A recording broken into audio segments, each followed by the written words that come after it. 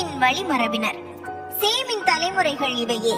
வெள்ளப்பெருக்கிற்கு 2 ஆண்டுகளுக்கு பின் சேம் 100 வயதாக இருந்த பொழுது அவனுக்கு அர்பகசாது பிறந்தான்.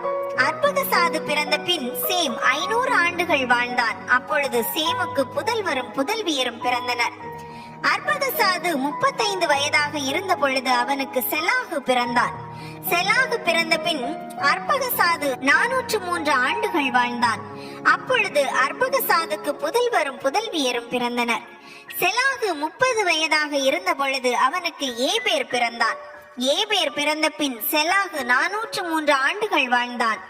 அப்பொழுது செலாகிற்கு புதல்வரும் புதல்வியரும் பிறந்தனர். ஏபேர் 34 வயதாக இருந்த பொழுது அவனுக்கு பெலேகு பிறந்தான்.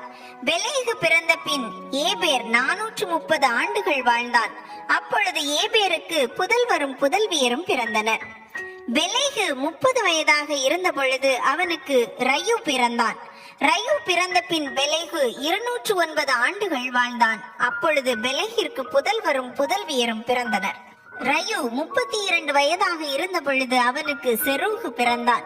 செரூகு பிறந்த பின் ரயு 207 ஆண்டுகள் வாழ்ந்தான். அப்பொழுது ரயுவுக்கு புதல்வரும் புதல்வியரும் பிறந்தனர். செரூகு 30 வயதாக இருந்த பொழுது அவனுக்கு நாகோர் பிறந்தான். நாகோர் பிறந்த பின் செரூகு 200 ஆண்டுகள் வாழ்ந்தான். அப்பொழுது செரூகுக்கு புதல்வரும் புதல்வியரும் பிறந்தனர். நாகோர் 29 வயதாக இருந்த பொழுது அவனுக்கு தெராகு பிறந்தான். தெராகு 70 வயதாக இருந்த பொழுது அவனுக்கு ஆபிராம், நாகோர், ஆரான் ஆகியோர் பிறந்தனர். தெராகின் வழிமரபினர். தெராகின் தலைமுறைகள் இவையே. தெராகிற்கு ஆபிராம், நாகோர், ஆரான் ஆகியோர் பிறந்தனர். ஆரானுக்கு லோத்து பிறந்தான். ஆரான் தான் பிறந்த நாட்டில் ஊர் என்ற கல்தேயர் நகரில் தன் தந்தை தெராகிற்கு முன்பே இறந்தான். ஆபிராமும் நாகோரும் பெண் கொண்டனர். ஆபிராமின் மனைவி பெயர் சாராய். நாகோரின் மனைவி பெயர் மில்கா. மில்கா ஆரானின் மகள். மில்கா இசுகா ஆகியோரின் தந்தை ஆரான். சாராய் குழந்தை பேறு இல்லாமல் மலடியாய் இருந்தார்.